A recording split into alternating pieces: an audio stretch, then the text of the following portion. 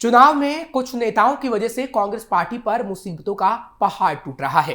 क्या कांग्रेस का ऑफिस घोटाले के पैसे से बना है? आज कच्चा चिट्ठा में ऐसा खुलासा करेंगे जिससे सुनकर आप भी हैरान हो जाएंगे, क्योंकि इस खबर के बाद कांग्रेस में कोहराम मचा हुआ है। तो चलिए बिना देरी के सब कुछ आपको बताते हैं। नमस्कार, खास शो कच्चा चिट्ठा देख रहे हैं आप। मैं हूं आपके साथ हर्ष भारद्वाज। छत्तीसगढ़ शराब घोटाले में ईडी ने पूर्व आबकारी मंत्री कवासी लखमा को अरेस्ट कर लिया है।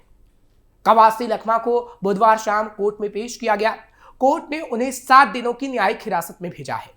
कवासी लखमा से ईडी ने तीसरी बार पूछताछ के बाद उन्हें गिरफ्तार किया है। कवासी लखमा की गिरफ्तारी के बाद राजनीतिक सरगर्मियां काफी तेज हो गई हैं। लखमा कांग्रेस की सरकार में आबकारी मंत्री थे। इस दौरान घोटाला सामने आया था। उस समय लखमा ही राज्य का आबकारी मंत्रालय संभाल रहे थे।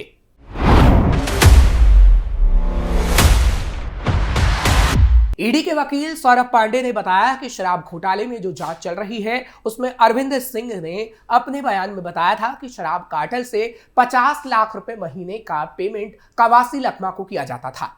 वहीं अरुणपति त्रिपाठी ने अपनी गवाही में बताया था कि 5 लाख रुपए के अलावा हर महीने मंत्री को 1.5 करोड़ रुपए दिया जाता था। इस तरह से हर महीने मंत्री को शराब कार्टेल से 2 करोड़ रुपए मिलते थे। उन्होंने कहा कि करीब 36 महीने तक ये घोटाला चला। इस हिसाब से मंत्री को 72 करोड़ रुपए मिले हैं।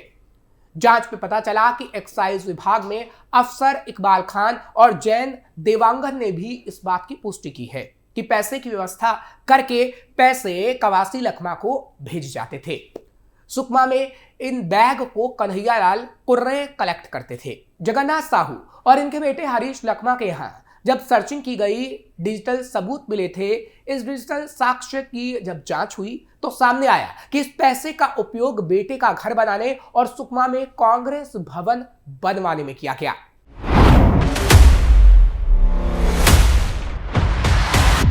वकील ने बताया कि उन्होंने जांच में सहयोग नहीं किया। इसके साथ ही जो साक्ष्य हैं उन्हें नष्ट करने की कोशिश हो सकती है। ऐसे में उन्हें गिरफ्तार किया गया है। गिरफ्तारी के बाद उन्हें कोर्ट में पेश किया गया है, जहां कोर्ट ने 7 दिनों की न्यायिक हिरासत में भेज दिया है। हमने कोर्ट से 14 दिनों के न्यायिक हिरासत की मांग की थी, लेकिन कोर्ट ने 7 दिनों की रिमांड दी। ऐसा वकील की तरफ से कहा गया। मामले की अगली सुनवाई 21 जनवरी को होगी।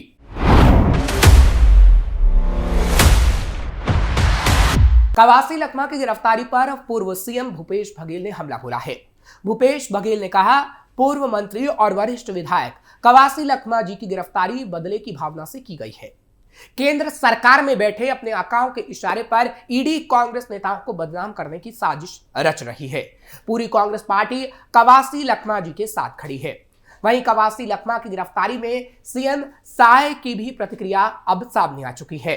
दरअसल बिलासपुर में सीएम साय ने कहा, ईडी द्वारा शराब घोटाले की जांच की जा रही है और इसमें जो भी दोषी होंगे उन पर कार्रवाई होगी।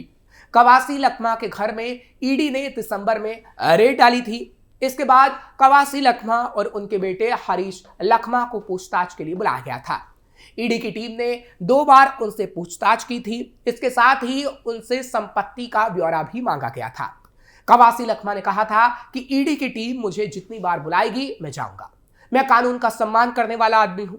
ईडी के अधिकारियों ने कवासी लखमा से तीसरी बार पूछताछ की, क्योंकि उन्हें तीसरी बार पूछताछ के लिए बुलाया गया था। इस दौरान ईडी ने कवासी से कहा था कि वे अपने सीए को भी साथ में लेकर आए, लेकिन कवासी लखमा अकेले ही ईडी के दफ्तर पहुंच गए। कवासी लखमा ने बताया कि उनके सीए किसी काम से बाहर गए हैं, जिस कारण वो नहीं आ पाए। कवासी लखमा के घर रेड के बाद ईडी ने अपने आधिकारिक बयान में कहा था कि कवासी लखमा के खिलाफ सबूत मिले हैं। वहीं कवासी लखमा ने यह कहा था कि घोटाला हुआ है या फिर नहीं, मुझे इस बात की बिल्कुल भी जानकारी नहीं है। मैं अनपढ़ आदमी हूं। अधिकारी जहां कहते थे मैं साइन कर देता था।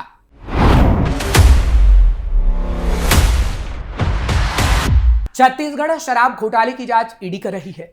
ईडी के मुताबिक ये करीब 2000 करोड़ रुपए से ज्यादा का घोटाला है।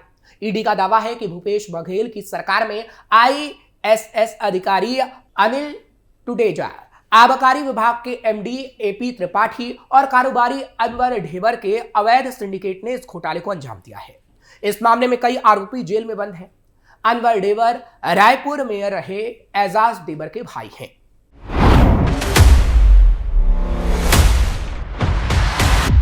इतना ही नहीं, छत्तीसगढ़ के बिलासपुर में मौजूद सिम्स अस्पताल में करोड़ों रुपए के घोटाले का खुलासा हुआ है। इस घोटाले में अस्पताल प्रबंधन और जिम्मेदार अधिकारियों की मिलीभगत सामने आई है। पहले भी अस्पताल में मरीजों और उनके परिजनों से दुर्व्यवहार और अव्यवस्थाओं की खबरें आती रही हैं, लेकिन अब वित्तीय अनियमितताओं ने मामले को लेकर और गंभीर बना दिया है।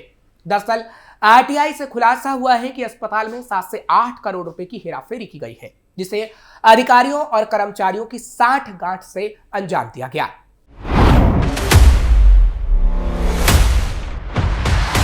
दरअसल केंद्र सरकार और राज्य सरकार की ओर से अस्पतालों में कर्मचारियों की कमी को दूर करने और समुचित व्यवस्था बनाए रखने के लिए आयुष्मान प्रोत्साहन राशि के जरिए अस्पतालों में दैनिक वेतनभोगी कर्मचारियों की भर्ती की जाती है। इस योजना का फायदा उठाकर सिम्स अस्पताल में 70 फर्जी कर्मचारियों की फर्जी आई कार्ड बनाकर करोड़ों रुपए का गबन किया गया। साल 2021 से 22 में आयुष्मान भारत योजना के तहत आय बजट का दुरुपयोग करते हुए अधिकारियों ने फर्जी आईडी और अपात्र कर्मचारियों की सूची तैयार की। पूर्व नोडल अधिकारी ने अपने बैंक खाते में 40 लाख रुपए का लेन देन किया, जिसकी शिकायत होने पर केवल उनका तबादला कर दिया गया, लेकिन अब तक गबन की राशि की वसूली नहीं हो पाई है। Staff nurse, assistant professor, radiographer, technician, paramedical staff, record clerk, dark room assistant, प्रदर्शक, social worker, lab attender, servant, sweeper, peon, store keeper, ward boy, associate professor के अलावा कई दूसरे स्टाफ के खाते में रकम डाले गए।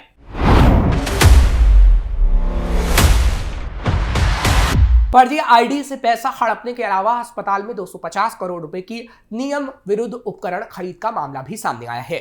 आरोप है कि नए नोडल अधिकारी के कार्यकाल में भी यह फर्जीवाड़ा जारी रहा, जिसकी शिकायत की गई थी, लेकिन वो मामला भी ठंडे बस्ते में है। छत्तीसगढ़ हाईकोर्ट की सख्त फटकार के बावजूद जिला प्रशासन और स्वास्थ्य मंत्री को इस घोटाले की जानकारी नहीं थी। जांच केवल औपचारिकता बनकर रह गई है और दोषियों के खिलाफ अब तक कोई ठोस कार्रवाई नहीं हुई है। इस मामले में जब सिम्स अस्पताल के डीन डॉक्टर रमणेश मूर्ति से बात की गई तो उन्होंने बताया कि जांच जारी है, लेकिन घोटाले का दायरा बहुत बड़ा है। इसमें कई स्तर के अधिकारी और कर्मचारी शामिल हो सकते हैं। अब सवाल ये उठता है कि गरीबों की स्वास्थ्य देखभाल के लिए चलाई जा रही प्रधानमंत्री और मुख्यमंत्री की महत्वपूर्ण योजना में इतनी बड़ी लापरवाही और भ्रष्टाचार आखिर कैसे हुआ? क्या दोषियों पर सख्त कार्रवाई होगी या मामला राजनीतिक दबाव में दबा दिया जाएगा? यह घोटाला सरकारी योजनाओं में पारदर्शिता और जवाबदेही पर गंभीर सवाल खड़े करता है। बहरहाल देखना होगा प्रदेश के स्वास्थ्य अधिकारी और वर्तमान सरकार इस बड़े भ्रष्टाचार के खिलाफ क्या कार्रवाई करते हैं।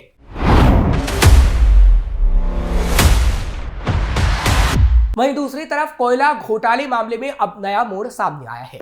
सुप्रीम कोर्ट के न्यायाधीश केवी विश्वनाथन ने गुरुवार को सुनवाई से खुद को अलग कर लिया।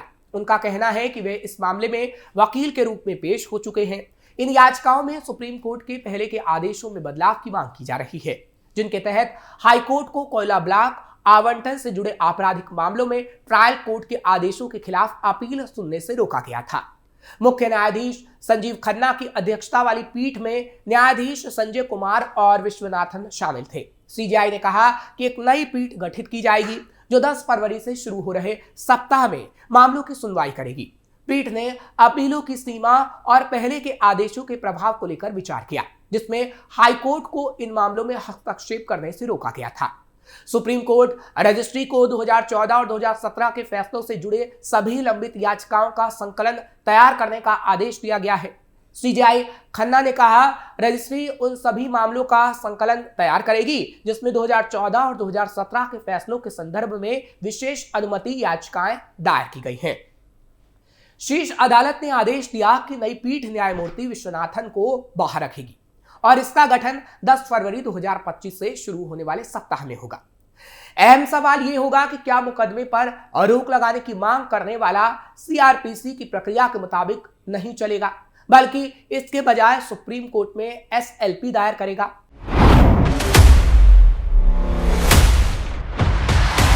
न्यायाधीश विश्वनाथन ने शुरुआत में कहा है कि मैं कॉमन कॉज मामले में था। यह मामला ईडी का था, लेकिन फिर भी सुप्रीम कोर्ट ने 2014 में 1993 से 2010 के बीच केंद्र द्वारा आवंटित 214 कोयला ब्लॉकों को रद्द कर दिया था और विशेष सीबीआई जज से ट्रायल कराने का आदेश दिया था।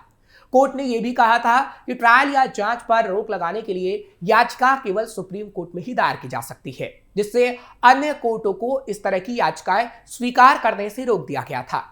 पीठ ने निर्देश दिया था कि जांच या सुनवाई पर रोक लगाने या बाधा डालने के लिए कोई भी प्रार्थना केवल सर्वोच्च न्यायालय के समक्ष की जा सकती है, जिससे अन्य अदालतों को ऐसी याचिकाओं पर विचार करने से प्रभावी रूप से रोक दिया गया। यानी कुल मिलाकर कांग्रेस की मुश्किलें बढ़ रही हैं, जो खुद उनके ही नेता बढ़ा रहे हैं। कच्चा चिट्ठा में फिलहाल के लिए इतना ही। बाकी खबरों के लिए आप देखते रहिए कैपिटल टीवी।